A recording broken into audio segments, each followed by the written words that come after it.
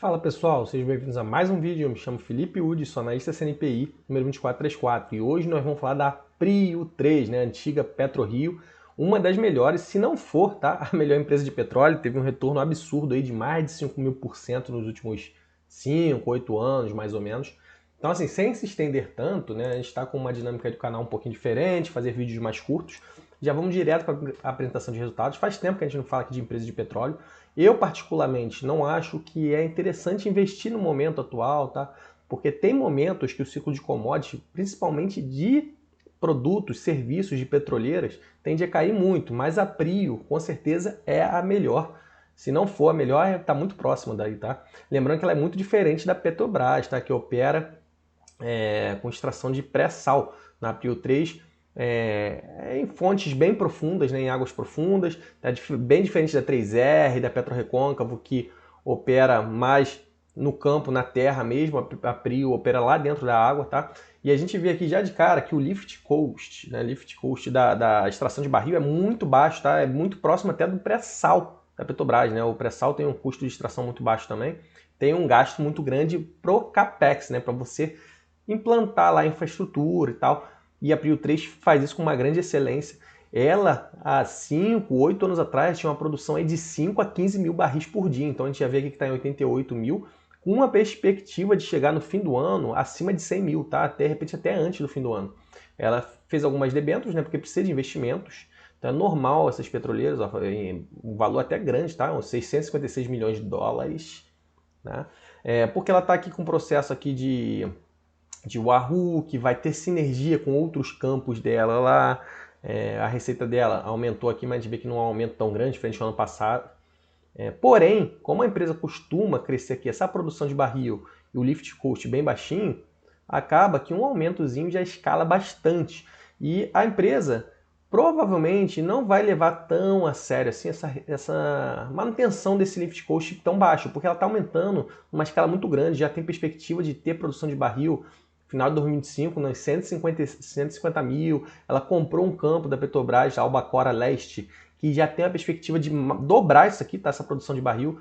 Então esse lift cost provavelmente vai ter uma altinha, mas a produção de barril vai compensar muito mais, tá? A gente vê que o EBITDA ajustado já cresceu muito mais, exatamente isso que eu estou mencionando, tá? Então a gente vê que o EBITDA sobe numa escala muito maior do que a receita. Aqui tem os gráficos mais bonitinhos pra gente acompanhar, né? O lift cost, ó. Esse gráfico daqui é lindo. De 2018 para cá, ó. De 44 por barril, né, em dólar, para 7,5. Já esteve em níveis menores, ó, 7,4, 7, 6,8 no quarto tri. Mas a gente vê que começou a dar uma osciladinha, né, para cima, para baixo, dependendo do trimestre e tal. Então acho que a tendência é chegar aí na escala de 10, mais ou menos, lift cost, que já é muito bom, tá? E a produção, ó, crescendo, crescendo, crescendo. A Albacora Leste está aqui, escurinho ainda, entrou bem pouquinho ainda a Albacora Leste. Por isso que deve chegar, já chegou, né, no quarto tri, já tinha batido 100 mil de produção de barril de petróleo. Aí tem Frade, tem Manati, aí tem essa questão do Wahoo, que é um campo também que vai entrar uma produção razoável. Dívida líquida sobre EBITDA deles super tranquilo, tá? Apesar deles terem emitido debênture agora. Então eles investindo bastante. Entrou muito dinheiro por conta dessa questão aí do ciclo de commodities, ficou em alta, ainda está em alta, tá? Mas o preço do barril de petróleo ficou muito em alta aí por conta da pandemia. A gente vê que ela consumiu bastante caixa, né? Posição em caixa aqui, isso em dólares, mas já está com mais caixa de novo aqui, porque a empresa gera muito dinheiro, tá? Gera muito dinheiro, dívida controlada e tal. Então não pesa nada, né? Do EBITDA lá para baixo não tem o resultado financeiro que atrapalhe. Então super saudável a empresa. Aqui o Brent médio, a gente vê que já teve em níveis muito maiores, chegou a bater mais de 130 dólares, né, na pandemia aí, pós-pandemia. 82 ainda é um nível alto. Lembrando que ela tem um lift cost, não sei se aqui está mostrando, né?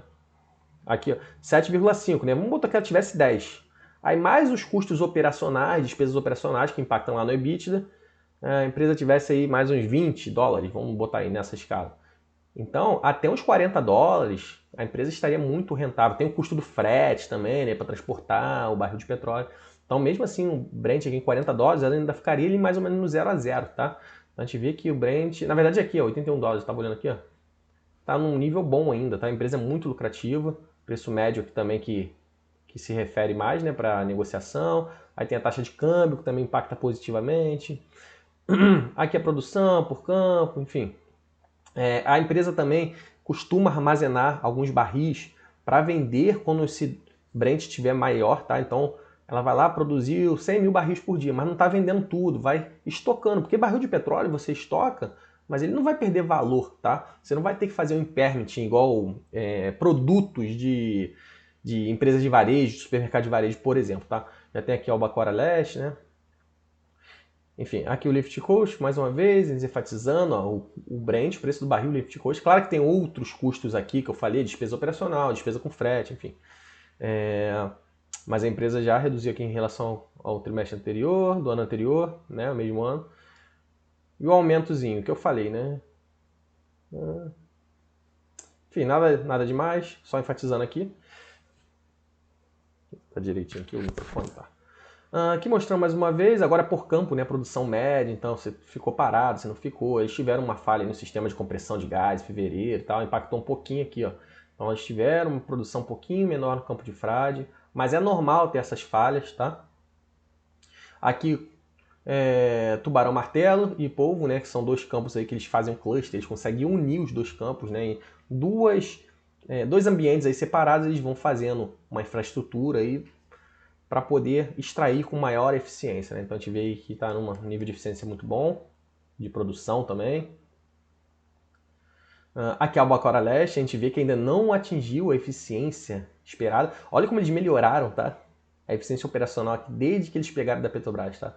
Então o foco deles é esse, tá? É melhorar a produção e reduzir o custo, tá? Então eles estão aqui produção diária do ativo de 26 mil barris, uma eficiência de 81%. Então a tendência é chegar aqui nos 45, 50 mil, mais ou menos aí.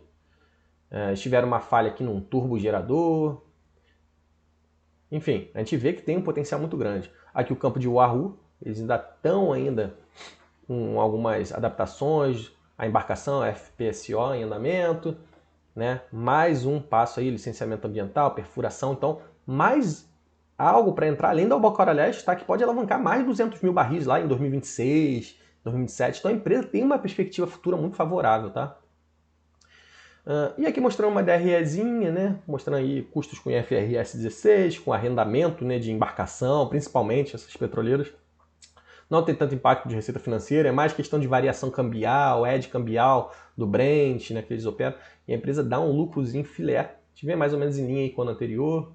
Tanto incluindo o IFRS 16 como excluindo, a gente vê que quando inclui, tem uma diferenciazinha aqui, ó, no resultado de despesa financeira, que seria de arrendamento, né? Então essa norma IFRS 16 entrou aí com arrendamento, aluguel aí de imóveis, né, para outras empresas. No caso da petroleira, eu acho que é mais embarcações, tá? Muitas embarcações alugadas. A gente vê que o principal gasto dessas empresas é no custo de produtos vendidos. Despesa gerais administrativa é muito mais controlada, tá? Aqui falando um pouquinho, amortização da dívida. Parece que eles têm um cronograma para amortizar aqui em 2026, pesado. Mas como eu falei, né? Vai entrar o Albacora Leste, vai entrar o Wahoo, então super tranquilo. O custo médio da dívida deles também, ó, percentual 6%, tá? Porque eles conseguem pegar muita dívida lá fora, em dólar. Então a receita também é atrelada a dólar, então é claro que a empresa pega em dólar também. Tá? Então a gente vê que o custo médio ponderado de capital aí muito tranquilo, tá? Quando a gente pega aí, aqui claro que é o custo da dívida, mas se você fizer uma proporção entre o custo do acionista e o custo da dívida, deve dar próximo também. Aqui a dívida líquida, a gente vê que super sob controle, lembrando que isso aqui é em milhões de dólares, tá? Quase 1 bi aí. Tem o pagamento de Albacora Leste ainda também. Isso daí entra aqui na dívida, né? A empresa está recomprando ação, mesmo não pagando dividendo. Eu acho que eles anunciaram um dividendozinho, né?